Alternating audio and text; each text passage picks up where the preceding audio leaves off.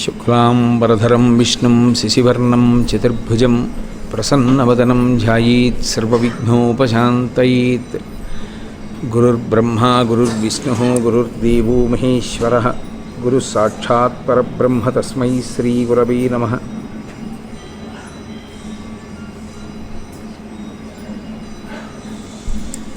వ్యాసాయ విష్ణురూపాయ వ్యాసరూపాయ విష్ణవే నమో వై బ్రహ్మనిధయే వాసిష్ఠాయ నమో నమః. కూజంతం రామ రామీతి మధురం మధురాక్షరం ఆరుహ్య కవితాశాఖాం వందే వాల్మీకికోకిలం. శ్రుతిస్మృతిపురాణానాం ఆలయం కరుణాలయం నమామి భగవత్పాదశంకరం లోకశంకరం. వాగర్ధావివ సంపృక్తౌ వాగర్ధప్రతిపత్తయే జగతః పితరౌ వందే పార్వతీపరమేశ్వరౌ. సూక్తిం సమగ్రేతున స్వయమేవ లక్ష్మీః శ్రీరంగరాజమహిషీ మధురైః కటాక్షైః. వైదగ్ధ్యవర్ణగుణగుంభనగౌరవైర్యాం కండూలకర్ణకుహరాः కవయోధయంతి. హైమోర్ధ్వపుండ్రమజహన్మకుటం సునాసం మందస్మితం మకరకుండలచారుగండం. బింబాధరం బహుళదీర్ఘకృపాకటాక్షం శ్రీవేంకటేశముఖమాత్మనిసన్నిధత్తాం. విమలపటి కమలకుటి పుస్తకరుద్రాక్షశస్తహస్తపుటి కామాక్షి పక్ష్మలాక్షి కలిత విపంచి విభాసి వైరించి. మనోజవం మరుతతుల్యవేగం జితేంద్రియం బుద్ధిమతాం వరిష్టం. వాతాత్మజం వనరయూధముఖ్యం శ్రీరామదూతం శిరసా నమామి. ఆపదామపహర్తారం దాతారం సర్వసంపదాం లోకాభిరామం శ్రీరామం భూయో భూయో నమామ్యహం. హరి ఓం. పరమేశ్వర స్వరూపైన సభకి నమస్కారం. నేను తరచుగా మీతో మాట్లాడుతున్నప్పుడు ఒక మాట అంటూ వస్తున్నాను. మనుష్య ఉపాధి చాలా గొప్పది, మనుష్య ఉపాధి చాలా గొప్పది, మనుష్య ఉపాధి ధరించడానికి యోగ్యమైనటువంటి ఉపాధి అని. అయినప్పటికీ మనుష్య ఉపాధికి వచ్చేటటువంటి పెద్ద శత్రువు ఎవరు అంటే ఆరుగురు అని శాస్త్రం పేర్కొంది. కామక్రోధశ్చ లోభశ్చ దేహే తిష్టంతి తస్కరాః జ్ఞానరత్నాపహారాయ తస్మాత్ జాగ్రత్త జాగ్రత్త అని శంకర భగవత్పాదులు. కామక్రోధశ్చ లోభశ్చ అని శంకరుడు మూడుగా చెప్పారు. అంటే మూడుగా చెప్పడానికి ప్రధానమైన కారణం ఏమంటే ఈ మూడు ప్రధానంగా ఉండి మిగిలిన మూడింటికి దారి కల్పించేస్తాయి. అందుకని మూడు చెప్తే మిగిలిన మూడు ఉన్నట్టే. కామ క్రోధ లోభ మద మోహ మాత్సర్యములని అరిషడ్వర్గములు అంటారు. ఇవి ఆరు ప్రబలమైనటువంటి శత్రువులు. ఇవి ఎక్కడో ఉండేటటువంటివి కావు. సాధారణంగా బాహ్య శత్రువులను ఉంటారు. వాళ్ళు బయట ఉండి అవకాశం చూసుకొని దాడి చేస్తారు. బయట ఉండేటటువంటి శత్రువుని గుర్తించవచ్చు, అతను వస్తున్నాడు అన్న విషయాన్ని చారుల వలన తెలుసుకోవచ్చు. కానీ అంతర్గతమైనటువంటి శత్రువు, లోపలే ఉన్నటువంటి శత్రువు గురించి తెలుసుకోవడం కష్టం. బయట ఉండేటటువంటి శత్రువు కేవలం ఐశ్వర్యాన్ని ఒక్కదాన్నే కబళించగలడు. కానీ జీవుని యొక్క యాత్రలో భయంకరమైనటువంటి యాతన వైపుకు వెళ్ళిపోయేటట్టు కొన్ని కోట్ల జన్మలు పునర్జన్మయందు చాలా హీనమైనటువంటి ఉపాధుల్లోకి వెళ్ళిపోవలసినటువంటి దుర్గతిని కల్పించగలిగినది ఏది అంటే కేవలము ఈ అరిషడ్వర్గములే. అందుకే గీతాచార్యుడు వీటిని నరకద్వారములు అని పిలిచాడు. అతి భయంకరమైనవి. మనకి సనాతన ధర్మం యొక్క పునాది ఏది అంటే పునర్జన్మ సిద్ధాంతం. పునర్జన్మ సిద్ధాంతాన్ని అంగీకరించడమే నేను సనాతన ధర్మంలో ఉన్నాను అని చెప్పడానికి గుర్తు. అందుకే నేను పునర్జన్మ సిద్ధాంతాన్ని అంగీకరిస్తున్నాను అని అవతల వ్యక్తి చెప్పాడు అని గుర్తు ఏమిటంటే నేను సనాతన ధర్మమునందే ఉన్నాను అని చెప్పాడు అని గుర్తు. లలాటమునందు బొట్టు పెట్టుకుంటారు. బొట్టు దేనికి గుర్తు అంటే పునర్జన్మ సిద్ధాంతాన్ని అంగీకరించినట్లు. ఇక్కడ మనం ఏ కర్మ చేస్తామో ఆ కర్మలే మళ్ళీ పునర్జన్మకి హేతువులవుతాయి. అందుకే శంకర భగవత్పాదులు శివానంద లహరి చేస్తూ ఒక చమత్కారమైన మాట అంటారు. నరత్వం దేవత్వం నగమన మృగత్వం మశకతా పశుత్వం కీటత్వం భవతు విహగత్వాది జననం సదాత్వత్పాదాబ్జ స్మరణ పరమానందలహరీ విహారాసక్తం చేద్రు దయమిహ కింతేన వపుషా అంటారు. ఈశ్వర, నాకు ఏ శరీరమైనా రానివ్వండి, మీ పాదముల యందు భక్తి మాత్రం ఉంటే చాలు. అది లేనప్పుడు మనుష్య శరీరం ఒక్కటే వచ్చి మాత్రం ఉపయోగం ఏమిటి? కాబట్టి మనుష్య శరీరము తరించడానికి ప్రధానమైనటువంటి అవరోధములు ఏవి అంటే ఈ 6. సాధారణంగా మనం ఒక మాట వింటుంటాం, కామక్రోధాదులను విడిచిపెట్టండి అని. కామక్రోధాదులను విడిచిపెట్టడం ఎప్పుడు సంభవం? నేను పట్టుకుంటే. నేను ఒక పూలదండని పట్టుకున్నాను అనుకోండి, కోటేశ్వరరావు గారు అందులో పురుగులు ఉన్నాయి విడిచిపెట్టేయండి అన్నారనుకోండి, నేను వదిలిపెట్టేస్తాను. దండ నన్ను పట్టుకుందనుకోండి, ఇప్పుడు నన్ను విడిచిపెట్టమంటే నేను ఎక్కడ విడిచిపెడతాను? దండ నన్ను విడిచిపెట్టాలి. అలాగే సాధారణంగా కామక్రోధాదులను విడిచిపెట్టండి అన్న మాట యథాతథంగా సత్యం కాదు. దాన్ని విడిచిపెట్టడానికి దాన్ని నేను పట్టుకోలేదు, అవి నన్ను పట్టుకున్నాయి. నన్ను అవి పట్టుకుంటే వాటి నుంచి తప్పుకోవడానికి మార్గం ఏమైనా ఉంటుందా? మరి అవి నరకద్వారములు కనుక, పైగా బయట నుంచి వచ్చేవి కావు, లోపలే ఉంటాయి. ఎప్పుడు పైకి వస్తుందో తెలియదు. అవి కానీ బయటికి వచ్చాయంటే, ఒక్కసారి ఆవేశించాయంటే ఎంత భయంకరమైన స్థితిలోకైనా తీసుకెళ్ళిపోతాయి. అది చేసే మొట్టమొదటి అపకారం ఏది అంటే ఆయుర్దాయం క్షీణించిపోతుంది. అందులో నేను మీతో ఇవాళ ప్రధానంగా మాట్లాడాలనుకుంటున్నది క్రోధము, కోపం గురించి మాట్లాడాలనుకుంటున్నాను. ఆ కోపం మనిషి యొక్క ఆయుర్దాయం క్షీణించడానికి కారణం. అందుకే తన కోపమే తన శత్రువు, తన శాంతమే తనకు రక్ష దయ చుట్టంబవు అని చిన్నప్పుడు పద్యం నేర్పిస్తారు. తన కోపమే తన శత్రువు ఎందుచేతనంటే, పరమేశ్వరుడు ఒక ఉపాధిలోకి ప్రవేశపెట్టినప్పుడు ఆయుర్దాయాన్ని ఊపిరుల చేత గణిస్తాడు. ఇన్ని ఊపిరులు నువ్వు ఈ శరీరంలో ఉండవచ్చు అని. ఊపిరి ప్రశాంతంగా ఎక్కువ మార్లు ఊపిరి తీసి ఎక్కువ మార్లు విడిచిపెట్టడం దేని వలన సంభవం అవుతుంది అంటే శాంతి వలన. ఎవరు ప్రశాంతంగా ఉంటాడో వాడు మెల్లగా ఊపిరి తీసి మెల్లగా విడిచిపెడతాడు. ఉద్వేగమునకు లోనయ్యాడనుకోండి, కామము చేత కానీ క్రోధము చేత కానీ, కామమునకు వశుడైనప్పుడు కూడా ఊపిరి చాలా వేగంగా తీస్తారు, క్రోధమునకు వశుడైనప్పుడు కూడా చాలా వేగంగా తీస్తారు. ఈ రెండిటిలో కోపం ఆవహించినప్పుడు విపరీతమైన వేగంతో ఊపిరి తీసేసిన కారణం చేత ఊపిరిల సంఖ్య తగ్గిపోతుంది. తగ్గిపోయిన కారణం చేత ఆయుర్దాయం పోతుంది. మొట్టమొదటి శత్రువేది అంటే ఈ ఉపాధిలో ఉండేటటువంటి జీవన కాలము తగ్గిపోతుంది. తగ్గిపోతే ఉపాధిని విడిచిపెట్టేస్తాడు కనుక పుణ్యకర్మాచరణము చేసుకోవడానికి, శాస్త్రాన్ని అభ్యసించడానికి కాలం ఉండదు. కాబట్టి ఉన్నత గతులకు ద్వారములు మూసుకుపోతాయి. అందుకే కోపము ప్రధానమైనటువంటి శత్రువుగా చెప్పబడుతుంది. శ్రీరామాయణంలో వాల్మీకి మహర్షి స్వామి హనుమ నోటి వెంట చెప్పినటువంటి కొన్ని శ్లోకాలని శ్రీరామాయణంలో ఇచ్చారు. అందులో సుందరకాండలో ఇచ్చారు ఆ శ్లోకాలని. స్వామి హనుమ లంకాపట్టణాన్నంతటినీ కూడా కాల్చేస్తారు. కాల్చేసిన తరువాత మంటలు ఎగసి పడుతుంటే ఆయన సముద్రం దగ్గరికి వచ్చి తోక చల్లార్చుకుని లంక వంక చూస్తాడు. లంక అంతా కాలిపోతూ కనపడుతుంది. లంక అంతా కాలిపోతూ కనపడిన తరువాత ఆయనకు ఒక ఆలోచన వస్తుంది. ఈ లంకా పట్టణంలోనే అశోకవనం ఉంది, ఈ అశోకవనంలోనే సీతమ్మ తల్లి ఉంది. నేను కోపానికి వశుడనైపోయాను. ఆ రాక్షసులందరూ కూడా సీతమ్మ పట్ల చాలా దోషభూయిష్టమైన రీతిలో ప్రవర్తిస్తున్నటువంటి విధానాన్ని నా కన్నులతో చూసిన కారణం చేత నా యందు విశేషమైన క్రోధం అంకురించింది. ఆ క్రోధమునకు నేను వశుడనయ్యాను. వశుడనైన కారణం చేత యుక్తాయుక్త విచక్షణ మరిచిపోయాను. ఏం చెయ్యవచ్చు ఏం చెయ్యకూడదు అన్నది మరిచిపోయాను. ఇప్పుడు నేను లంకని కాల్చేశాను. లంకని కాల్చినప్పుడు లంక అంతా తగలబడిపోతుంది.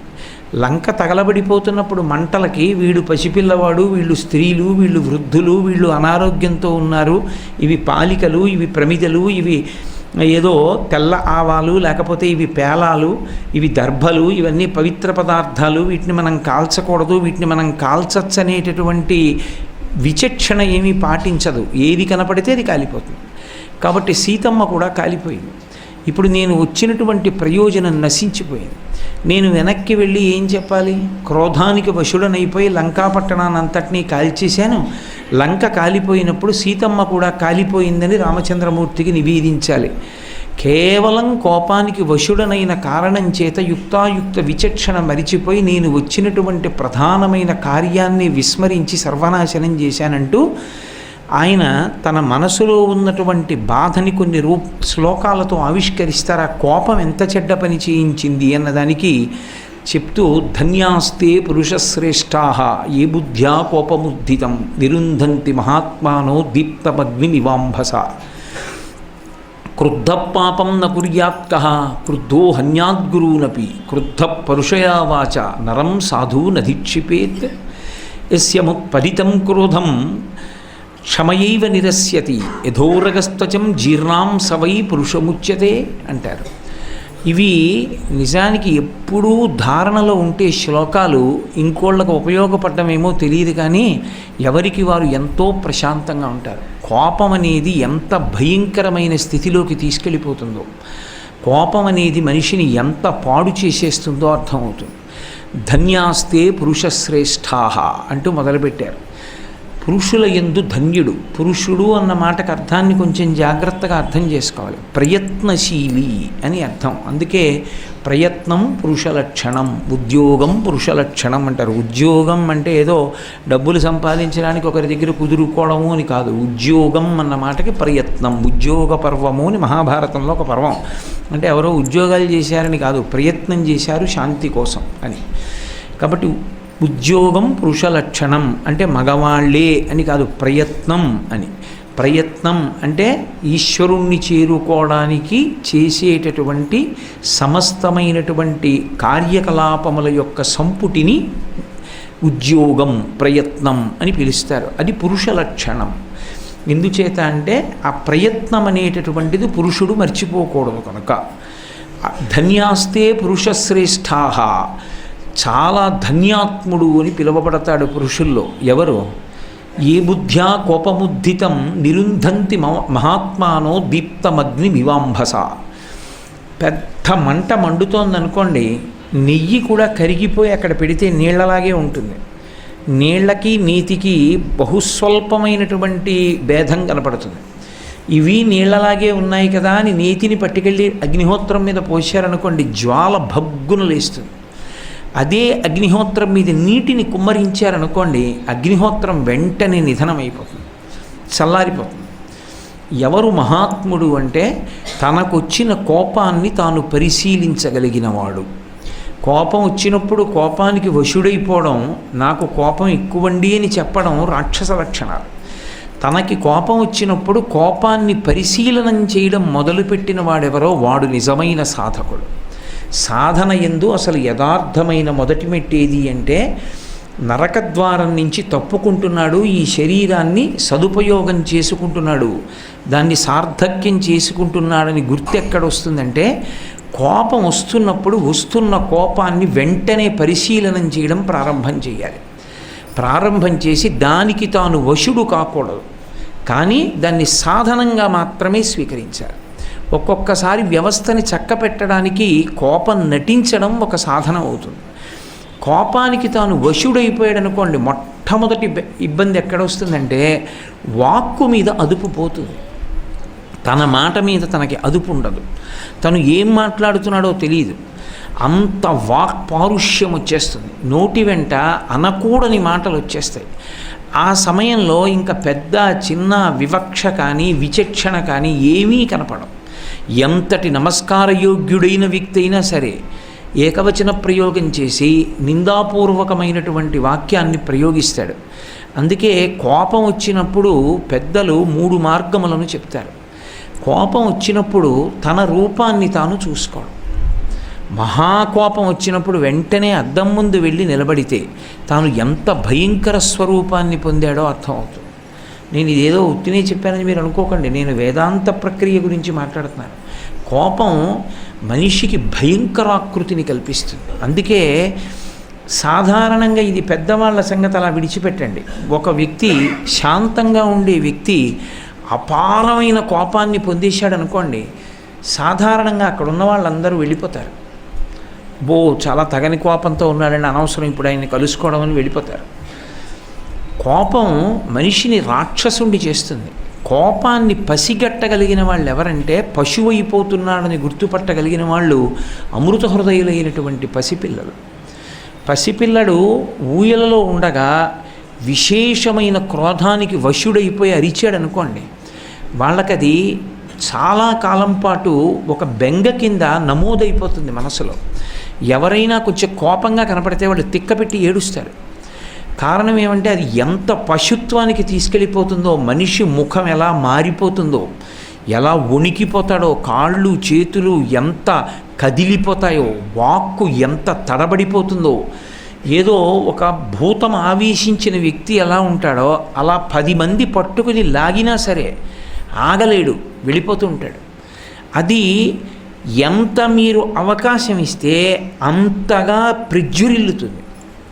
నీతిని పోసిన కొద్దీ అగ్నిహోత్రం ఎలా పెరుగుతుందో అలా ఎవరి మీద కోపం వచ్చిందో వాళ్ళతో మాట్లాడిన, కోపం వచ్చినప్పుడు ఇంకొకళ్ళతో మాట్లాడిన దానికి సమిధ దొరికినట్టు, దానికి ఆజ్యం దొరికినట్టు అది ఇంకా ఇంకా ప్రజ్వరిల్లుతుంది. అందుకే కోపాన్ని నిరోధించడానికి మొదటి మార్గం ఏమిటంటే తను ఎంత అసహ్యకరంగా అయిపోయాడో ఒక్కసారి గుర్తు చేసుకోవడానికి అద్దం దగ్గరికి వెళ్ళి నిలబడితే తన స్వరూపం తనకే అంత యావగింపు కలుగుతుంది. ఇంత భయంకరాకృతిని పొందానా నేను అనిపిస్తుంది. 2, కోపం పొందినప్పుడు కోపాన్ని తగ్గించడానికి ప్రధానమైన మార్గం ఒక్కటే, మౌనంలోకి వెళ్ళిపోవడం. కొంతసేపు ఎవ్వరితో మాట్లాడుకోవడం, ఏకాంతంలోకి వెళ్ళిపోయి నేను ఒక్క 2-3 గంటలు ఎవ్వరితో మాట్లాడను అని వెంటనే మీకు ఏ సత్పురుషుడి పట్ల మంచి భక్తిభావన ఉన్నదో ఆయన మాటలు వినడం కానీ ఆయన పుస్తకం చదవడం కానీ ప్రారంభం చేయాలి. మొదట నిలబడదు దృష్టి, అప్పుడు కూడా చెదిరిపోతుంది. ఎక్కడ ఎవరి మీద క్రోధం వచ్చిందో అక్కడికే వెళ్ళిపోతుంది. వెళ్ళిపోయి మనిషిని నిలువెల్లా దహించేస్తూ ఉంటుంది. కానీ జాగ్రత్తగా కుదురుకునే ప్రయత్నం చెయ్యాలి. నేను మీకు ఒక ఉదాహరణ చెప్పాలి అంటే, నాకు కంచికామకోటి పీఠాధిపత్యం వహించిన మహాపురుషులు చంద్రశేఖరేంద్ర సరస్వతి మహాస్వామి వారి యొక్క మూర్తి వంక చూస్తే ఎనలేని ప్రశాంతత. నేను ఎప్పుడైనా ఒకవేళ నా మనసు కదిలిపోయిన సందర్భం ఉంటే నేను కాసేపు వారి మూర్తి ముందు నిలబడి అలా ఆయన వంక చూశాను అనుకోండి, నా మనసు వెంటనే మళ్ళీ వచ్చి నిలబడుతుంది, కుదురుకుంటుంది, తొందరగా కుదురుకుంటుంది. ఎందుకని అంటే నాకు వారి పట్ల ఉన్నటువంటి అపారమైన భక్తి అటువంటిది. బహుశా నా జీవితంలో నా భార్య కన్నా నా బిడ్డల కన్నా కూడా నాకు వారే ఎక్కువ, అంత భక్తి నాకు వారంటే. అందుకే వారి ముందు నిలబడినప్పుడు నాకంత గౌరవం. మా గురువుగారంటే నాకు అంత గౌరవం. మా గురువుగారు ఎదురుగుండా నిలబడితే వెంటనే మనసు నిలబడుతుంది. ఎవరో ఒకరి పట్ల భక్తి భావన ఉండాలి. అలా భక్తి భావన లేని మనుష్య జన్మ అర్థరహితం. ఏనుగంతటిది గట్టిగా 4 అడుగులు లేనటువంటి వ్యక్తి బక్క చిక్కిపోయిన వాడు అంకుశం పట్టుకు నిలబడితే తనంత తాను వశమైపోతుంది. మనిషి పశుత్వం నుంచి విడుదల పొందడానికి ఎవరో ఒకరి పట్ల భక్తి భావన ఏర్పాటు చేసుకోకపోతే తనని నియంత్రించేవాడు జీవితంలో ఉండడు. తనని ఎవరో నియంత్రించాలని కోరుకోకూడదు. తను నియంత్రింపబడడం దేని చేత సాధ్యమవుతుందంటే తాను వశమైపోవాలి. నేను వారికి వశవర్తిని, వారు ఎలా చెప్తే నేను అలా చేస్తాను, అంతే. దాని యందు గుణదోషములను ఎత్తి చూపడం నా జీవితంలో నాకు అలవాట్లేదు. దాని వలన కలిసే రాని పోతే పోని, వారు చెప్పిన మాట ఔదల దాల్చడం ఒక్కటే నా జీవితానికి ప్రయోజనం, అంతే అని తాను లొంగనప్పుడు అవతల వారు ఎంతటి మహానుభావుడు కానివ్వండి, పరమేశ్వరుడే వచ్చి ఎదురుగుండా నిలబడనివ్వండి, ధూర్తతనంతో నిరసిస్తాడు. వశపడాలని కోరుకున్నాడు అనుకోండి, అవతల వ్యక్తి ఎంత తక్కువ వాడని మిగిలిన వాళ్ళు అనుకోండి, ఆయనకి మాత్రం ఈయన వశవర్తి అయిపోతాడు. ఒక్కొక్కరు తల్లి శాసనానికి వశవర్తులవుతారు, ఒక్కొక్కరు తండ్రికి వశవర్తులవుతారు, ఒక్కొక్కరు అన్నకి వశవర్తులవుతారు. లక్ష్మణ భరత శత్రుఘ్నులు రామచంద్రమూర్తికి వశవర్తులయ్యారు. అలా సాధారణంగా లోకంలో ఎవరికి తాను వశుడై బ్రతకాలి అంటే గురువుకి వశవర్తి అయి బ్రతకాలి. గురువుగారి మాట ఔదల దాల్చడం, గురువుగారిని చూడగానే మనసు ప్రసన్నమైపోవడం, అయ్య బాబోయ్, వారి దగ్గరికి వెళ్ళి మళ్ళీ నేను నిలబడడానికి యోగ్యత ఉంటుందా అన్న భావన కల్పించుకుంటే, పెద్దల దగ్గర నిలబడినప్పుడు, పెద్దల మూర్తుల దగ్గర నిలబడినప్పుడు, పెద్దలు రచన చేసిన పుస్తకాన్ని చేత్తో పట్టుకోవడం అంటే ఎప్పుడూ ఒక భావన మనసులో ఉండాలి. ఆ భావన లేకుండా పుస్తకాన్ని చదివితే అది ఎప్పుడూ ఉద్ధారకము కాదు. నేను ఏదో పెద్దలు రచన చేసినటువంటి ఒక పుస్తకాన్ని చదువుతున్నాను అనుకోండి, శృంగగిరి పీఠాధిపత్యం వహించిన చంద్రశేఖర భారతీ మహాస్వామి వారు మాట్లాడిన మాటలు చదువుకుంటున్నాను అనుకోండి, చంద్రశేఖర భారతీ స్వామి వారి దగ్గర నేను కూర్చున్నానన్న భావనతో చదువుకోవాలి. అది చెప్తున్నప్పుడు, అది చదువుతున్నప్పుడు వారు చెప్పినవి నేను చదువుతున్నాను. వారు నా ఎదురుగుండా ఉన్నతాసనంలో కూర్చుని వారు చెప్తుంటే నేను వింటున్నాను. ఇప్పుడు పరమ భక్తి భావనతో మనసు కుదురుకుంటుంది ఆ చదువుతున్న విషయమునందు. అది మనసుకి అలా అలవాటైపోతే, మనసు ఉద్వేగంలో ఉన్నప్పుడు కూడా పుస్తకం తీసినప్పుడు దానికి అలవాటై అదే మళ్ళీ ఆదేశాన్ని ఇస్తుంది, పక్కన ఉన్నారు స్వామి ఉన్నారు అని. అనగానే అది వశవర్తి అవుతుంది, అది వెనక్కి వస్తుంది. లేకపోతే వెనక్కి తీసుకురావడం చాలా కష్టం. మనసు ఉన్మాదాన్ని కానీ పొందిందో దాని ఎందు ఎంత దోషమైనా చేస్తాడు, ఇంక అందులో సందేహం లేదు. అందున అప్పచెల్లెళ్ళు ఇద్దరు ఎవరంటే కామము క్రోధము ఎదురు చూస్తూ ఉంటారు. మనసు యొక్క లక్షణం ఏమి అంటే అది సంకల్ప వికల్ప సంఘాతము. మనసుకి ఒక రూపం ఉండదు, అది లేచి ఉంది అని గుర్తు ఏమిటంటే సంకల్ప వికల్పాలు చేస్తూ ఉంటుంది.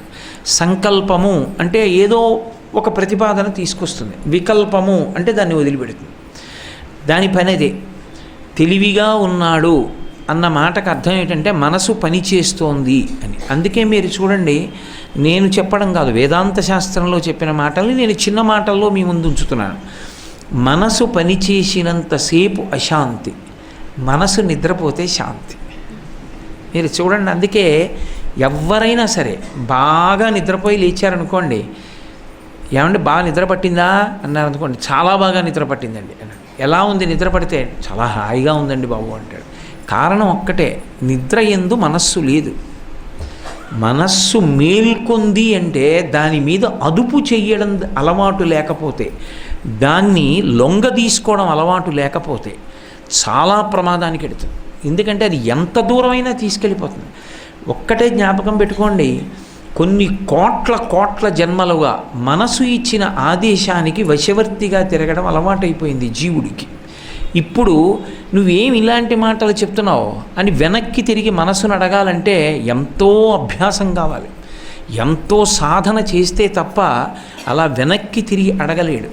అందులో మనసు మళ్ళీ ప్రధానంగా దేని మీద ఆధారపడుతుంది అంటే ఊపిరి, ఆహారము, ఈ రెండింటి మీద ఆధారపడుతుంది. అందుకే ఎక్కడ పడితే అక్కడ ఎవరి చేతి అన్నం పడితే వాళ్ళ చేతి అన్నం తినకూడదు. నేను మధ్యాహ్నమే అంటున్నాను అరుణమ్మ గారితో. అన్నం తినేటప్పుడు నియమాన్ని ఎందుకు పాటిస్తారంటే, అన్నం తినేటప్పుడు జాగ్రత్త తీసుకోవాలి. ఎందుకు తీసుకోవాలి అంటే అదే మనస్సు. ఎక్కడో మన ఇష్టం వచ్చిన చోట రజోగుణ సంపర్కంతో కూడిన పదార్థాన్ని, మసాలాలు అవి వేసేసిన పదార్థం అంతా తినేసి ప్రవచనానికి వచ్చి కూర్చుంటే ఏ విషయమూ స్ఫురణలో ఉండదు. ఎందుకు ఉండదు అంటే ఒక్కటే కారణం, ఆహారంలో 6వ వంతు మనసుగా వెళ్ళిపోతుంది, సూక్ష్మ రూపాన్ని పొందుతుంది మనసుగా. అందుకే సత్వగుణావలంబన చేసి ఉండాలి అనుకున్నప్పుడు మనసుని సత్వగుణంలో ఉంచగలిగిన ఆహారమే తీసుకోవాలి, ఆ వాతావరణంలోనే తీసుకోవాలి, అటువంటి వాళ్ళ ద్వారానే తీసుకోవాలి తప్ప వేరొకలా ఆహారాన్ని స్వీకరించకూడదు. ఆహారాన్ని తినేటప్పుడు మనసుని ఉద్వేగపరిచేటటువంటి దృశ్యాలని చూస్తూ తిన్నారనుకోండి, మనసు ఉద్వేగభరితంగానే తయారవుతుంది. అందుకే ప్రశాంత చిత్తంతో తినమంటారు, మౌనంగా తినాలి, భగవన్నామంతో తినాలి అసలు యథార్థంగా అయితే. అంతే తప్ప అసలు మాట్లాడుతూ భోజనం చేయకూడదు, మాట్లాడిస్తూ భోజనం పెట్టకూడదు. అసలు యథార్థంగా భోజనం చేయడం అంటే యజ్ఞం చేయడంతో సమానం. అందులో 6వ వంతు మనస్సు. ఆ మనస్సుని లొంగదీయాలి అంటే మనస్సుని పరిశీలించడం అలవాటు కావాలి. ఇది ఏం చెప్తోంది, ఎంత తమాషా, ఎంత ఉద్వేగంగా ఉంది, ఎంత కదిలిపోతోంది. 1 గంట ముందు వరకు తన మిత్రుడు నా ప్రాణమిత్రుడండి అంటాడు. 1 గంట తర్వాత అతనిలో ఉన్న సమస్త దోషాల్ని తవ్వుతుంది. ఎందుకు తవ్వుతుంది అంటే దానికి ఆ వ్యక్తితో ఏదో విభేదం వచ్చింది. ఏదో ఒక సందర్భంలో విభేదించింది. ఇష్టుడు కాదు అని తీర్మానిస్తుంది. తీర్మానించగానే చెడు గుణాలన్నింటినీ ఎత్తుతుంది. ఎత్తి తీసుకొచ్చి అగ్నిహోత్రాన్ని పెంచే ప్రయత్నం చేస్తుంది. అప్పుడే ప్రయత్నపూర్వకంగా నీ ఆట నువ్వు ప్రారంభం చేసేసావు, అంటే నన్ను ఉద్వేగపరిచే ప్రయత్నం చేస్తున్నావు అన్నమాట. కాబట్టి నీవు చెప్పినది నేను వినడం కాదు, నేను చెప్పింది నువ్వు చెయ్యి అని మనసుకి ఒక కొత్త ఆలంబనం మీరు ఇచ్చారనుకోండి. నువ్వు ఇప్పుడు కాసేపు త్యాగరాజస్వామి వారి కీర్తన వింటున్నావు, శాంతము లేక సౌఖ్యము లేదు సారసాదళ నయనా వింటున్నావు అని కీర్తన పెట్టి విను. ఇప్పుడు నువ్వు నాతో ఏం మాట్లాడక్కర్లేదు, కాసేపు ఇది విను నువ్వు అని మీరు మనసుని శాసించడం ప్రారంభం చేశారనుకోండి. దానికి ఉన్న లక్షణం ఏమిటంటే అది మళ్ళీ మెత్తపడిపోతుంది, ఆర్ద్రతని పొందుతుంది, పొంది మళ్ళీ వెనక్కి వస్తుంది. అది స్థిమితపడిన తర్వాత ఇప్పుడు చెప్పు, ఇందాక ఏమన్నావు అని చాలా తేలిక. ఎంతసేపు దెబ్బలాడతావు బాగుంది, కానీ తర్వాత సమాజంలో నీ స్థితి ఏమని పిలుస్తారు, నిన్ను ఎంత గౌరవంగా చూస్తారో. ఇంత తేలికగా ఇంత చౌకబారుతనంగా ప్రవర్తిస్తే తర్వాత నిన్నేమంటారు? ఒకరికి చెప్పడానికే కానీ ఆయన పాటించడానికి పనికిరాని వేదాంతం అంటారు. అపఖ్యాతి పాలుకావు, అంత తొందరపాటు పనికొస్తుందా? ఏమి సరళంగా చెప్పడం సాధ్యం కాదా? ఒకవేళ అవతలవాడు వినకపోతే ఆయన బాగుపడాలని భగవంతుణ్ణి ప్రార్థన చేయలేవా? ఆపాటి సంస్కారం అలవర్చుకోలేవా? అంత క్రోధానికి ఎందుకు వశుడవు కావాలి అని బోధ చేశారనుకోండి, అది వశవర్తి అవుతుంది. అయితే ఇలా చెప్తాం అంటుంది. కానీ ఆ సమయంలో వెంటనే దానికి బోధ చేస్తే తిరగబడిపోతుంది. చాలా కష్టం మనసుతో. అందుకే శంకరాచార్యులు వారు దాన్ని అసలు శంకర భగవత్పాదుల్ని మించినటువంటి మనస్తత్వవేత్త ప్రపంచంలో ఇప్పటి వరకు పుట్టలేదు, పుడతాడని నాకు నమ్మకం లేదు. అంత గొప్ప మనస్తత్వ శాస్త్రవేత్త ఆయన. అంత గొప్పగా మనస్సుని పరిశీలిస్తూ ఆయన శ్లోకాలు చేశారు. సదా మోహాటవ్యాం చరతి యువతీనాం కుచగిరో నటత్యాశా శాఖా స్వతతి జడితి స్వైరమభిత కపాలిన్ బిక్షోమే హృదయకపిమత్యంత చపలం దృఢా భక్త్యా బద్ధ్వా శివభవదధీనం కురు విభో అంటారు. ఆ మనసు కోతి, అది ఎప్పుడూ తిరుగుతూ ఉంటుంది. అందుకని స్వామి హనుమంటున్నారు, నేను వశుణ్ణైపోయాను ఆ క్రోధానికి. అసలు ధన్యాస్తే పురుష శ్రేష్ఠ ఏ బుద్ధ్యా కోపముద్దితం నిరుంధంతి మహాత్మానో దీప్తమగ్ని వివాంభస. అగ్నిహోత్రం మీద నీళ్లు పొయ్యడం వినా చల్లార్చడానికి మార్గం లేదు లోకంలో. నీళ్లు పొయ్యడం ఒక్కటే మార్గం. నీళ్లు పోసి అగ్నిని చల్లార్చినట్టు ఎవరు తనలోంచి పైకొస్తున్న కోపం మీద మళ్ళీ తను ప్రశాంత పడడానికి, మనసులో పుట్టిన కోపం వెనక్కి వెళ్ళిపోవడానికి యోగ్యమైన పదార్థాన్ని కుమ్మరించలేడో. ఏమిటా పదార్థం? నేను మీకు ముందే మనవి చేసా, మౌనంలోకి వెళ్ళిపోవడం, సహనం పాటించడం. నేను ఈ గంట నుంచి ఇన్ని గంటల వరకు ఎవరితో మాట్లాడను, మౌనంలోకి వెళ్ళిపోతున్నాను అని చెప్పి మౌనంలోకి వెళ్ళిపోవడం, పుస్తక పఠనాన్ని దీక్షగా స్వీకరించేయడం. నేను కొంతసేపు ఏదో 2 గంటల నుంచి 4 గంటల వరకు 2 గంటల పాటు ఎవరితో మాట్లాడను, గ్రంథపఠనం చేస్తాను. ఇంట్లో ఏ భార్యను పిలిచి 2 గంటలు ఎవరితో మాట్లాడను, నువ్వు కూడా మాట్లాడించద్దు, గ్రంథపఠనం చేస్తాను అని 2 గంటలు పుస్తక పఠనమో, 2 గంటలు ధ్యానంలో కూర్చోవడమో, 2 గంటలు జపం చేయడమో, 2 గంటలు పూజామందిరంలో ఏ పని లేకపోతే స్నానం చేసి వెళ్ళి కూర్చుంటే చాలు. పూజామందిరంలో కూర్చున్నారనుకోండి, ఆ వాతావరణం చాలు. ఈశ్వరుడికి చెప్పుకోవడం మొదలవుతుంది. ఆయన ముందు కూర్చుని క్రూరాలోచన చెయ్యలేరు. మీరు ఆయనతో చూశారా ఈశ్వర ఎలా జరిగిందో అని చెప్పుకోవడం మొదలు పెట్టగానే, ఒకరికి చెప్పగానే అదో ఉపశాంతి పొందుతుంది. ఆయన ఆదుకుంటాడు, ఆయన చూస్తాడులే, నేను ఎందుకు తొందరపడాలి అని. దానికి విరుద్ధమైన దాన్ని, దాని ఉద్వేగాన్ని తగ్గించగలిగిన దాన్ని స్వీకరించాలి. స్వీకరించకపోతే అది మనిషిని, భూతాన్ని, పిశాచాన్ని చేస్తుంది.